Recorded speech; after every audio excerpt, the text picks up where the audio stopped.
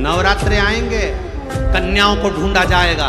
कन्याओं को ढूंढ रहे हैं, देवी जी आ रही है, देवी जी आ रही है। तिलक लगाएंगे, उनको खाना खिलाएंगे, खीर पूरी खिलाएंगे और उनको तिलक करके चुनरी ओढ़ाएंगे, पैसा देंगे। और कन्या तुम्हारे घर में पैदा हो जाए तो मुंह उतार कर बैठ जाते हो। नवरात्र के पहले नवरात्रे से लेकर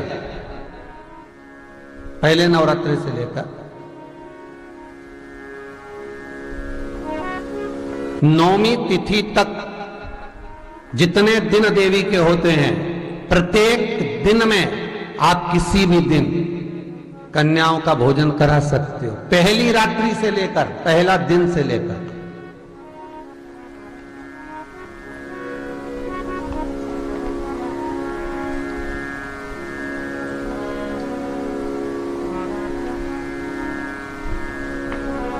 नवरात्रि मालूम है कब से लगती है? आप लोगों को ज्ञात होगा ना, नवरात्रि कब से लगती है? अमावस्या से कि एकम से?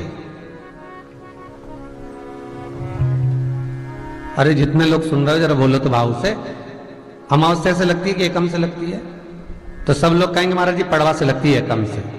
पर देवी भागवत कहती है अगर एकम से लगी तो नवरात्रि पूर्ण कैसे हुई? एकम का दिन लगी तो एकम के दिन की रात्रि, फिर दूज के दिन की रात्रि, तीज के दिन की रात्रि, चतुर्थ दिन की रात्रि, पंचम दिन की रात्रि, छठे दिन की, सातवें दिन की, आठवें दिन की, नवें दिन की रात्रि। पर नवें दिन तो सुबेरे पूजन करके, यज्ञ करके, अनुष्ठान करके देवी को विसर्जन कर दिया। फिर नवरात्रि पूर्ण कैसे हुई? नवरात्रि की पूर्णता होती है अमावस्या की रात से गिनी जाती है। कौन से दिन से गिनते हैं? अमावस्या की रात्रि, फिर एकम की रात्रि, फिर दूज की रात्रि, ऐसे गिनते गिनते अष्टमी की रात्रि तक और नौवीं के दिन सुबह तक या दोपहर तक या शाम तक, जब तक आप यज्ञ ना करें तब तक ये 9 रात्रियां पूर्ण गिनी जाती हैं महाराज देवी भागवत के हिसाब से। पूर्णता में इसलिए देवी भागवत में लिखा है कि नवरात्रि में एक दिन, जैसे प्रतिपदा है, पहला दिन है तो एक कन्या का पूजन करो, द्वितीया है तो 2 कन्या का पूजन करो, तृतीया है तो 3 कन्या का पूजन करो, चतुर्थी है तो 4 कन्या का पूजन करो, पंचमी है 5 कन्या का पूजन करो, छठे 6 कन्या का पूजन करो, सप्तमी है 7 कन्या का पूजन करो, अष्टमी है 8 कन्या का पूजन करो, नवमी है, जम के बोलो, 9 कन्याओं का पूजन करो। और अगर इस तरह से आप पूजन नहीं कर सकते नवरात्रि में तो 9 कन्याओं का पूजन एक साथ या तो अष्टमी के दिन या नवमी के दिन कर दो, या मध्य में, बीच में भी आप कर सकते हो। पर अगर आपकी कोई कामना है, आपकी कोई इच्छा है, मालूम पड़े, जैसे कई लोग कहते हैं कि हमारी इच्छा है, हमारी वो मकान नहीं बिक रहा, या हमारी वो जमीन नहीं खरीदी जा रही, या हमारी कोई कंपनी नहीं डल रही, या हमारे काम में ये अड़चन आ रही है, तो नवरात्रि में, 4 नवरात्रि में से किसी भी नवरात्रि में आप नियम बना लो कि एक कलश की स्थापना कर एक दिन में एक कन्या का पूजन कर उसको भोजन कराना, लाल वस्त्र देना, लाल चुनरी होना। दूसरे दिन में 2 कन्याओं का पूजन कर लाल वस्त्र होना, लाल चुनरी देना। तीसरे दिन में 3, चौथे दिन में 4, 5वें दिन में 5, ऐसे 7-9 दिन तक एक कन्याओं के क्रम को बढ़ाते बढ़ाते बढ़ाते बढ़ाते आप उस पूजन का विधान प्रबल कर सकते। तो ये नवरात्रे जब पूर्ण हो तो दशमी जब तिथि आए, 9 दिन पूरे होने के बाद जब 10वीं तिथि आए, दशमी के दिन समर्पित की गई शमी का एक पत्ता, महादेव को अगर एक शमी का पत्ता दशमी के दिन समर्पित कर दिया जाता है तो जिंदगी में कभी वैभव और धन की कमी नहीं आती। उसी तरह इस हृदय को शिव तत्व में समाहित कर रखना। शमी का पत्र है, एक पत्ते में 14 करोड़ सोने की मुद्रा का फल होता है। उस दशमी के दिन जो एक शमी का पत्र भूलवश भी महादेव को समर्पित कर दे, उसकी जिंदगी में कभी संपदा की कमी ना आए। एक शमी का पत्र, एक शमी का पत्ता 14 करोड़ सोने की मुद्रा से प्रबल हो जाता है। करो, अगर घर में संपदा लक्ष्मी नहीं आ रही हो, व्यापार व्यवसाय नहीं चल रहा हो, नौकरी सर्विस नहीं मिल रही हो, बहुत तकलीफ हो, 7 बेलपत्री केसर को घिसकर चंदन बनाकर बेलपत्री पर बीच वाली पत्ती पर ओम लिखना है।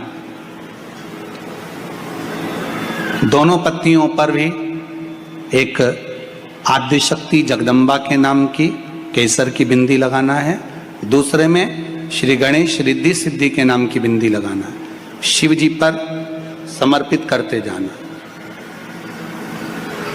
शंकर को चढ़ाते जा। जल के पात्र में थोड़ा सा शहद, गंगा जल उसमें डालकर, पात्र में जल लेकर उसमें थोड़ा सा शहद, गंगा जल डालकर भगवान शंकर को कुंदकेश्वर महादेव के नाम से, कौन से महादेव? कुंदकेश्वर। कहते हैं बहुत बांधाओं में जब व्यक्ति पड़ जाता है, बहुत बांधाओं में जब व्यक्ति चला जाता है, कुछ ना कुछ समस्याओं में जब व्यक्ति फंसा रहता है, पड़ा रहता है, तो कुंदकेश्वर महादेव का स्मरण करना। शमी के वृक्ष के नीचे, बेलपत्री के वृक्ष के नीचे अगर भूल से भी बच्चा, बूढ़ा, कोई व्यक्ति एक पार्थिव शिवलिंग का निर्माण कर लेता है, भूलवश भी उस पे जल समर्पित कर देता है, भूलवश भी उसके भाव से पुष्प या शमी पत्र या बेलपत्र भी चढ़ा देता है, तो वो इस संसार में कहीं ना कहीं सुख भोगता ही है, उसके जीवन में दुख प्रयास करा। बेलपत्री आप शिवलिंग पर पहले चढ़ा रहे हैं, उसके बाद जल चढ़ा रहे हैं। दूसरा, जल चढ़ाने के बाद बेलपत्र चढ़ा रहे हैं। ये 2 अलग अलग क्रम है शंकर भगवान के पूजन के। आप समझ लीजिएगा जरा, ये प्रसंग कभी नहीं आया, आज आया है तो उसको समझ लीजिए।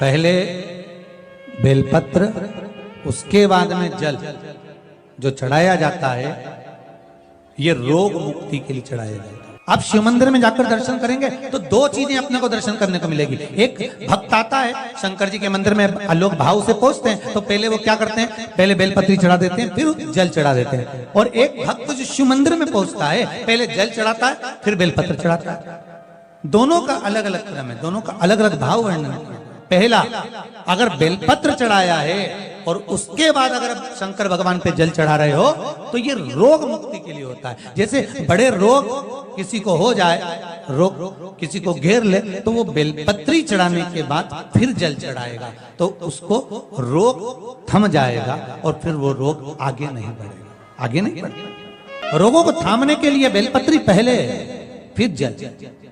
कुछ कार्य के लिए आप, सिद्धता के लिए आप, अच्छे कार्य के लिए आप, मन की प्रसन्नता के लिए, आनंदता के लिए आप शिव आराधना कर रहे हो, आप शंकर की आराधना कर रहे हो, तो आप जल चढ़ाकर फिर बेलपत्री चढ़ाए, उसका लाभ आनंद में। आपने जल चढ़ाया, उसके बाद बेलपत्र चढ़ाया। बस एक बात का स्मरण आपको होना चाहिए शिव महापुराण का, कि जब भी आप भगवान शंकर को बेलपत्र चढ़ाते हैं, बेलपत्र समर्पित करते हैं, बेलपत्र समर्पित करते समय प्रयास करा करें कि ये बेलपत्र को जब भी आप समर्पित करें, प्रयास करें कि बीच की जो पत्ती होती है बेलपत्र की, मध्य की जो पत्ती होती है, उसको अंगुष्ठ से पकड़ा जाए। उसके बाद में आप फिर बेलपत्री को शिव पर समर्पित करें, प्रयास करिए। बेलपत्र जो हम भगवान शंकर को समर्पित करते हैं, उसका मध्य जो भाग होता है बेलपत्री का, जो 3 देवताओं का मध्य जो भाग होता है, उसको पकड़कर बेलपत्री को शिव को समर्पित। जब आप देव अधिदेव महादेव के शिवलिंग पर समर्पित करते हो, तो शिव महापुराण की कथा कहती है, लिंग पुराण कथा कहती है, नर्मदा पुराण, स्कंद पुराण, पद्म पुराण, अग्नि पुराण, सारी पुराणे वर्णन